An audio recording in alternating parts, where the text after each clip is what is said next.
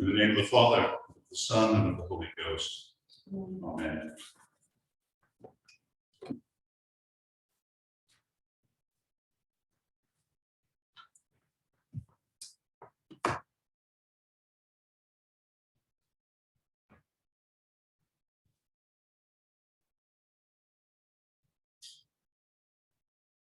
When Jesus knew that his hour was come, that he should depart out of this world unto the Father, having loved his own which were in the world, he loved them unto the end.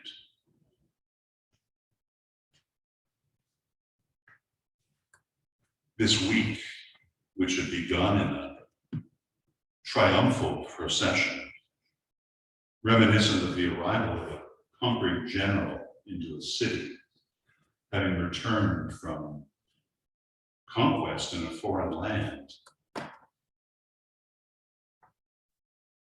now comes to the upper room with Jesus and his disciples, and they know something's wrong. They feel it in the air. They felt it in the questions of the scribes and the Pharisees over the previous 3 years, but mounting in their intensity and their pushiness and their abrasiveness, even their warnings, their overt warnings.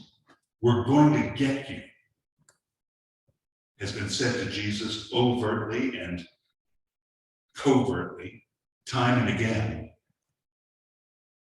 And yet he kept coming back. He kept coming back. And kept coming back. When Jesus knew that his hour was come, that he should depart out of this world unto the Father, having loved his own which were in the world, he loved them to the end. He knew what was in front of him.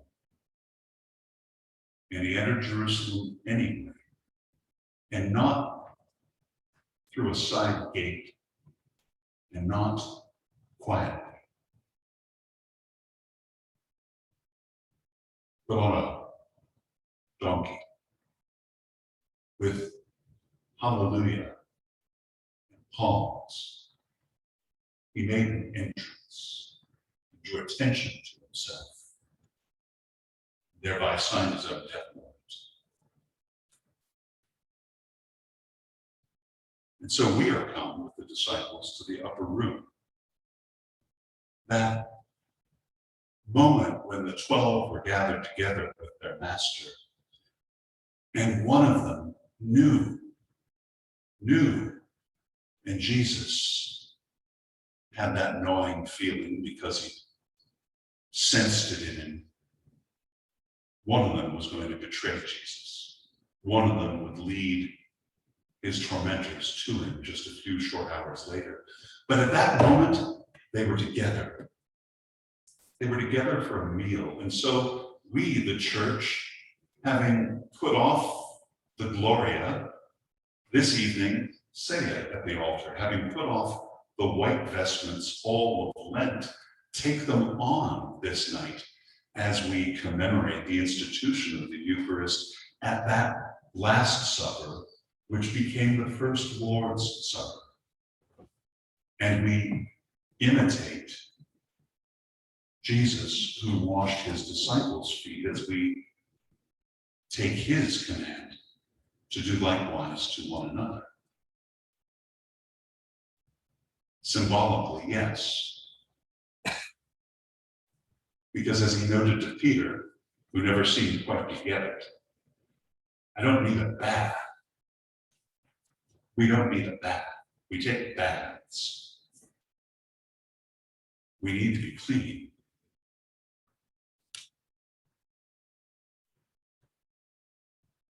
I find this night, as we hear the haunting music of Holy Week again, and we strip the altar of all decoration and are left simply with a black veiled cross, I find this night to be dark. And it is good to have dark nights. If we didn't have dark nights, we wouldn't have bright mornings. It's good to have time when everything else gets put aside and everything else is away from us. And if you have the leisure to do that, I invite you to put away distractions between now and the liturgy tomorrow at noon, and be with your thoughts. Be in the upper room now. Be in the Garden of Gethsemane this evening and through this night. Not in agony, I hope, but if you are, may Christ be with you, and may you be with him. But I hope for you a time of contemplation as we contemplate what it was like for Jesus and what it is like for us when we are at our most vulnerable. And tomorrow we regather at noon and recount with John's passion, his passion, his crucifixion, his death once more.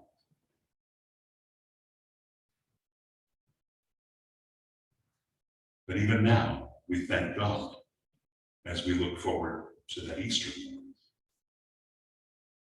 that at that time before the feast of the Passover, when Jesus knew that his hour was come, that he should depart out of this world unto the Father, having loved his own which were in the world, he loved them unto the end.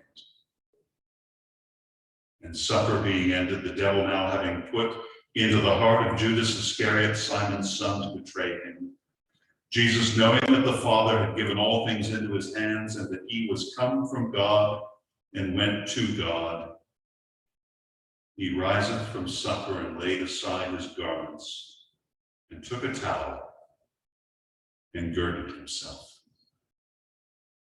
After that he poured water into a basin and began to wash the disciples' feet. In the name of the Father, and of the Son, and of the Holy Spirit.